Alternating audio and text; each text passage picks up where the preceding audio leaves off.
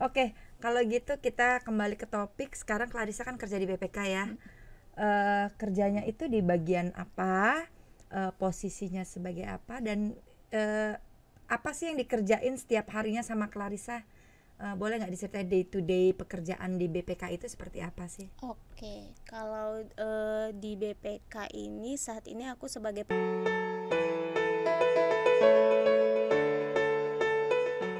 Halo semuanya, berjumpa kembali kita dalam Prayoga Podcast. Berbicara mengenai integritas berarti berbicara mengenai konsep yang kuat tapi sering disalahartikan.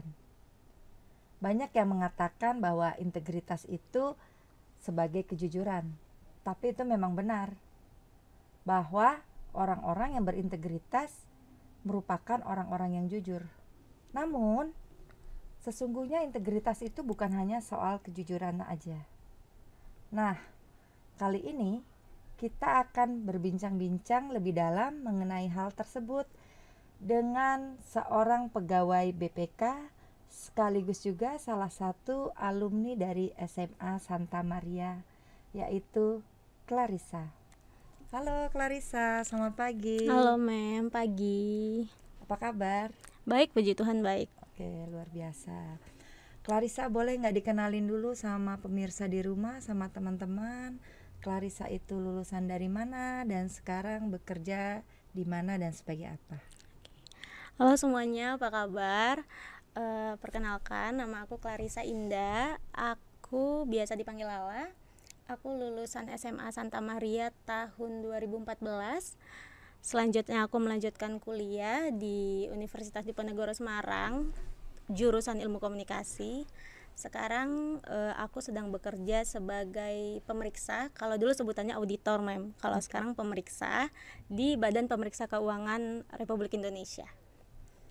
Oke, berarti Clarissa ini sekarang udah jadi istilahnya pelayan negara ya, masyarakat gitu ya. Iya, Mem. Boleh nggak diceritain sama kita semua perjalanan karir Clarissa nih dari mulai lulus SMA, kemudian kuliah di mana, kemudian kerjanya dulu di mana aja sebelum di PPK, mungkin ada dulu pernah kerja ya. Terus kemudian sampai dengan sekarang nih jadi pegawai BPK. Aku kan lulus SMA 2014 ya, Mem ya. Iya. Saat itu puji Tuhan lulus SNMPTN. Melalui jalur SNMPTN aku kuliah di Undip, jurusan komunikasi. Kuliah kurang lebih 3 tahun 8 bulan. Kebetulan saat itu aku lulus. Gak lama puji Tuhan sebenarnya aku kerja di bank dulu, Mem. Oh, kerja di bank. Iya, Iya. sempat ngelamar, akhirnya keterima di salah satu bank swasta. Iya.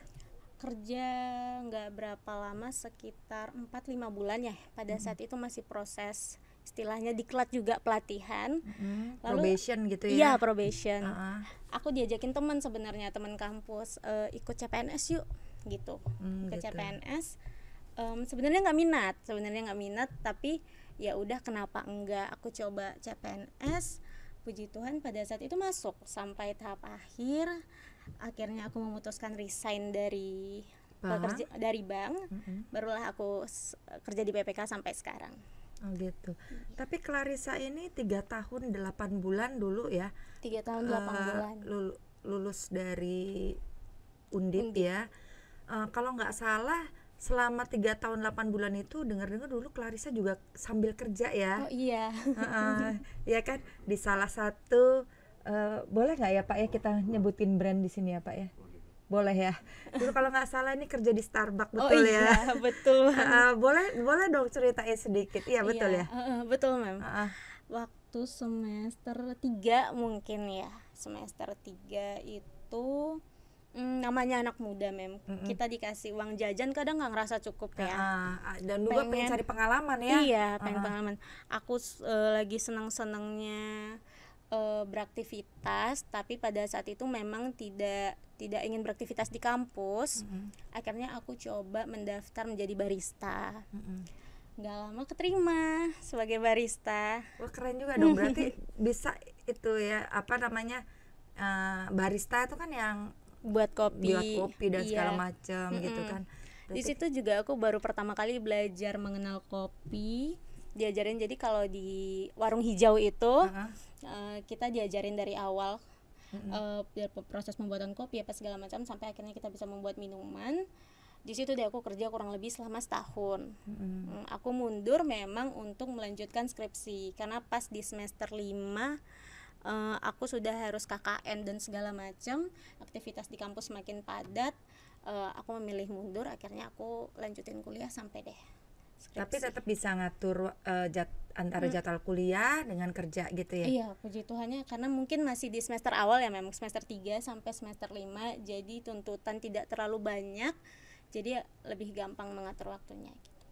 Tapi tentunya seneng juga ya, apalagi kan kita tahu juga pasti salary-nya di warung hijau itu kan kita tahu orang kopinya aja harganya agak lumayan, harus ngecek ini kan kantong kan. Lumayan banget nih di masa itu. Memang mama jadi nggak perlu ngirimin duit bulanan kan, karena gitu. sudah berpenghasilan sendiri. Wow, hebat ya, luar biasa. Oke, kalau gitu kita kembali ke topik. Sekarang Clarissa kan kerja di BPK ya. Kerjanya itu di bagian apa, posisinya sebagai apa, dan apa sih yang dikerjain setiap harinya sama Clarissa? Boleh nggak diceritain day to day pekerjaan di BPK itu seperti apa sih? Oke, kalau di BPK ini saat ini aku sebagai pemeriksa. Orang luar mungkin taunya auditor, tapi di kantor kita disebut dengan pemeriksa ahli. Pemeriksa ahli di sini kerjanya kalau di BPK itu melakukan pemeriksaan terhadap keuangan negara. Sebenarnya ada 3 jenis pemeriksaan di BPK. Laporan keuangan, ada pemeriksaan kinerja, sama pemeriksaan dengan tujuan tertentu. Nah, yang rutin kita lakukan adalah pemeriksaan laporan keuangan. Itu pasti setiap awal tahun. Setiap awal tahun itu yang saya lakukan, melakukan pemeriksaan keuangan Pemda, pemerintah daerah. Setelah awal tahun, di akhir tahun kita biasanya melakukan pemeriksaan bisa kinerja ataupun dengan tujuan tertentu, Mem. Kalau dengan tujuan tertentu ini ada 2 jenis pemeriksaan. Bisa atas suatu kegiatan tertentu. Kalau tahun lalu misalnya dilakukan pemeriksaan dengan tujuan tertentu atas kondisi COVID. Bisa juga ada namanya pemeriksaan investigatif. Pemeriksaan investigatif ini terkait dengan kerugian negara dan segala macamnya. Karena adanya laporan. Iya, betul. Jadi yang rutin saya lakukan itu paling pemeriksaan itu setiap tahun pasti rutin dilakukan. Awal tahun pasti melakukan pemeriksaan laporan keuangan, akhir tahun kinerja ataupun PDTT istilahnya. Oh, jadi yang diperiksa itu institusi dari pemerintah atau swasta atau random? Yang kita periksa adalah pemerintah daerah. Kalau Clarissa di provinsi, yang Clarissa periksa adalah pemerintah daerah. Kalau untuk teman-teman yang penempatannya di pusat, itu mungkin memeriksa kementerian dan segala macam gitu. Oh gitu. Enggak, kan kita kan sering dengar ini ya, Clar ya.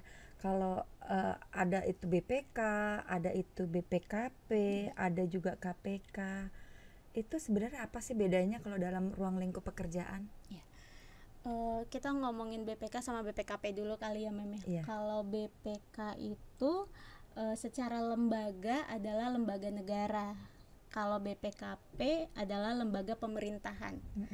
Kalau BPK itu setara dengan presiden, DPR, MPR, MA. Kalau BPKP itu di bawah presiden. Jadi segala tugasnya itu atas perintah presiden. Kurang lebih seperti itu, Mem, secara lembaga. Dasar hukumnya juga beda. Kalau pemeriksaannya, kalau BPKP setahu Clarissa ya, Mem, setahu Clarissa hanya ada pemeriksaan kinerja dan PDTT. Karena laporan keuangan itu adalah wewenangnya BPK. Kalau BPKP hanya pemeriksaan kinerja dan PDTT. Kalau BPK pemeriksaan atas laporan keuangan, sedangkan BPKP itu lebih kepada pengawasan kebendaharaannya. Jadi proses pelaksanaan penggunaan anggaran itu diawasi oleh BPKP. Oh gitu. Seperti itu. Oh, jadi kalau misalnya contoh realnya deh, kalau BPK itu meriksa apa sih? Contoh realnya? Selain laporan keuangan, kalau awal tahun kan laporan keuangan daerah, pemerintah daerah sudah menggunakan anggaran selama setahun nih. Tahun depan penggunaan atas anggaran selama setahun itu diperiksa oleh BPK. Apakah sudah wajar? Makanya ada opini-opini kan, wajar tanpa pengecualian, wajar dengan pengecualian. Kurang lebihnya apakah sudah wajar realisasi anggarannya atau belum. Jadi kayak Pemda itu yang memeriksa itu adalah BPK, Iya, betul. bukan BPKP. Bukan, BPKP lebih kepada misalnya Kedinasan. Pemda juga, tapi misalnya ada penggunaan anggaran untuk COVID. Oh gitu. Penggunaan anggaran untuk COVID, BPKP akan membantu memeriksa. Tapi tetap itu akan bisa juga diperiksa oleh BPK. Tapi dalam pengawasan penggunaan anggaran ini, BPKP membantu memeriksa. Jadi setiap anggaran yang digunakan Pemda itu tidak lepas dari pemeriksaan, Mem. Artinya tidak bisa Pemda menggunakan anggaran sekian tanpa pertanggungjawaban. Oh gitu. Iya. Jadi nggak langsung terjun, misalnya kan kalau let's say kan dinas pendidikan gitu. Itu kan tadi kan ada sebutkan tentang dana COVID gitu. Kan kalau di dalam institusi pendidikan juga ada tuh namanya dana BOS apa segala macam. Itu bukan ranahnya BPK. Dalam laporan keuangan tahunannya itu ranah BPK. Tapi mungkin BPKP itu tidak, tapi disclaimer dulu karena Clarissa bukan pemeriksa BPKP. Kalau saya tahu Clarissa lebih kepada perkegiatan, Mem. Kalau BPK kan rutin, sudah pasti setiap tahun BPK melaksanakan pemeriksaan itu. Kalau BPKP lebih kepada kegiatan penggunaan penggunaan anggaran B seperti itu. Terus kalau KPK sendiri itu BPK dan BPKP. Kalau KPK ini lebih kepada tindak penegakan hukumnya. Gitu. Jadi sebenarnya BPK dan KPK bisa bersinergi. Artinya mungkin pada saat proses pemeriksaan BPK ditemukan ada indikasi kerugian negara, tapi BPK tidak bisa membawa itu sampai jalur hukum karena proses kita hanya terbatas pada pemeriksaan, karena kita hanya memeriksa. Nah, kalau hasilnya ini bisa digunakan oleh KPK untuk melakukan tindak lebih lanjut. Iya, tindak penegakan hukumnya. Gitu. Oke. Jadi kalau misalnya dalam yang dilakukan Clarissa ini kan agak lumayan rahasia, berat juga gitu. Nah, kalau menurut Clarissa nih, tugas dan tanggung jawab Clarissa ini yang sebagai auditor ya, sekarang pemeriksa ini yang paling besar atau paling berat itu Clarissa dalam menjalani tugas itu bagaimana tuh? Kalau secara personal, tanggung jawabnya jelas di laporan hasilnya sih, Mem. Karena memang yang kita periksa kan laporan pertanggungjawaban. Jadi kalau pemeriksa itu kan, kalau seorang akuntan membuat laporan keuangan itu kan dari nota kecil, dari nota-nota akhirnya jadi laporan keuangan nih. Kalau pemeriksa atau auditor bergeraknya dari laporan keuangan sampai ke nota-nota paling kecil. Itu yang membuktikan apakah laporan keuangannya sesuai atau tidak. Ada nggak buktinya, misalnya gitu. Nah, hasilnya itu kan menentukan apakah laporan pemerintah ini sudah sesuai penggunaannya atau tidak. Dan itu kan punya tanggung jawab moral yang cukup besar ya, Mem, terhadap penggunaan uang masyarakat. Mungkin kalau masyarakat untuk menjustifikasi dia ini wajar atau apa, itu tanggung jawab Clarissa ya. Tim sebenarnya kalau untuk yang bisa menyatakan opini itu adalah bos-bos, gitu. Karena kan sudah harus ada sertifikatnya, Mem. Jadi tidak semata-mata kita pemeriksa bisa menyatakan ini opininya wajar gitu. Tetap hasil dari pemeriksaan tim, tapi juga hasil dari pembahasan dengan bos-bos, karena harus ada sertifikat A, B, C untuk menentukan opini itu wajar atau tidak. Tapi yang jelas yang memeriksa ke lapangan kan Clarissa ya, Mem. Yang melihat buktinya secara nyata ada atau tidak kan Clarissa. Tanggung jawab moral itu sih, Mem, ke yang nggak bisa dong kita bilang misalnya nggak ada bukti terus ada bukti, nggak boleh dong. Oh gitu. Jadi memang Clarissa ngecek langsung ke lapangan gitu Iya. ya. Ini misalnya nota ini pembelian ini benar nggak ada barangnya gitu. Kadang nggak cuman bener atau enggak lebih ke sesuai nggak dia dengan peraturannya. Oh gitu. Ada pun Sesuai tapi SOP nggak nih iya, dibeli ini iya gitu. betul. Kalau tidak sesuai dengan, kan ada namanya kriterianya kalau melakukan pemeriksaan itu kita ada kriteria. Kalaupun kita menemukan sesuatu harus jelas nih dari temuan itu dia melanggar kriteria yang mana gitu. Oh gitu. Dan kriterianya itu peraturan-peraturan. Nah, baru itulah nanti diterbitkan opini. Iya. Gitu ya. Oke, kalau gitu udah agak lebih terang sekarang ya. Tapi Clarissa sendiri kan bidang ilmunya komunikasi ya di Undip dulu ya, waktu kuliah dulu. Nah itu pekerjaannya itu otomatis istilahnya gini, sekarang kan sebagai penilai ya, pemeriksa. Itu sesuai nggak menurut Clarissa ini dengan bidang ilmu yang dulu Clarissa ambil jurusannya komunikasi, terus sekarang malah jadi auditor itu, penilai itu, pemeriksa. Mungkin agak jauh melenceng sebenarnya ya dari komunikasi ke pemeriksa. Cuman kalau di BPK kan memang kita dari awal diklat ulang. Clarissa juga dulu SMA-nya ekonomi kan ya, dan suka juga sama ekonomi dan sempet di bank juga. Jadi sebenarnya nggak terlalu kaget ngeliat laporan keuangan. Cuman kalau dilihat dari ilmunya jurusan Clarissa dulu ada beberapa hal yang memang bisa diterapkan di pekerjaan Clarissa sekarang. Contohnya Clarissa dulu belajar tentang bagaimana berkomunikasi dengan orang. Sekarang sangat terpakai ketika Clarissa wawancara dengan pihak yang Clarissa periksa.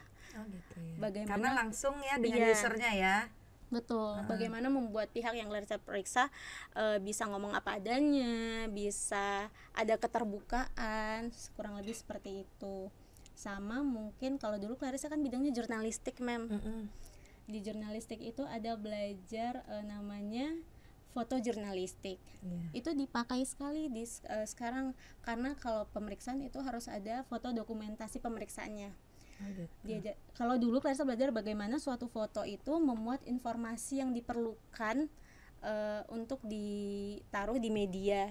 Kalau sekarang kan itu sangat berguna bagaimana Clarissa mengcapture suatu kejadian sebagai bukti bahwa pemeriksaannya begini begitu. Gitu. Kurang lebih istilahnya 5W 1H-nya harus tergambar dari foto yang Clarissa ambil. Gitu lumayan ya kan? terpakai 5W sekarang. 1H when why who gitu ya. Iya benar memang. Oke. Jadi dulu komunikasi itu ada jurusannya itu jurnalistik gitu ya. Iya, dibagi dua dulu, jurnalistik sama strategis. Oh, strategi komunikasi atau masuk ke jurnalistik. Gitu. Kenapa dulu milihnya jurnalistik? Karena lagi doyan-doyannya megang kamera kali ya, Mem. Oh gitu. Terus pengen kok kayaknya seru ya jadi reporter, walaupun ujung-ujungnya nggak jadi reporter juga. Seneng juga selfie Iya. gitu. Bener-bener. Terus Clarissa enak nggak kerja di BPK gitu? Nyaman sejauh ini, nyaman, lingkungan nyaman, kerjaan juga menyenangkan. Tapi kan Clarissa ini kan masih muda ya. Pasti teman-teman kantornya ya banyak juga yang umurnya di atas Clarissa, pasti itu ya. Pasti. Itu gimana Clarissa adaptasinya? Apa istilahnya Clarissa kan karena ini anak baru nih, disuruh-suruh terus, apa gimana? Nyaman nggak gitu? Tiap instansi pasti beda ya, Mem ya. Puji Tuhannya Clarissa dapat instansi yang memang sangat-sangat suportif. Banyak banget yang umurnya jauh di atas Clarissa, tapi mereka tidak jauh secara umur, tapi gayanya tetap sama. Oh gitu. Jadi umur boleh tua tapi style sama gaya jiwa tetap muda. Banyak muda. banget karena mungkin kalau di BPK kita kan juga mutasi ke berbagai daerah, Mem. Otomatis kita bertemu tidak hanya itu saja orangnya, bertemu berbagai orang, berbagai karakter. Dan itu mungkin membuat kita lebih gampang adaptasi gitu. Dan kan Clarissa juga dulu dari SMA Santa Maria ya. Dulu kan juga teman-temannya kan dari berbagai multikultur juga ya. Iya, betul. Jadi udah belajar juga dong untuk beradaptasi dengan yang beda gitu ya. Iya. Oke.